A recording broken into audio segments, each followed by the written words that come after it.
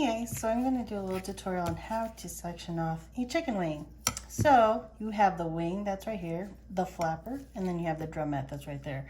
I know I'm using Hooters terms, but I like Hooters. So what you want to do is you want to find this bone here.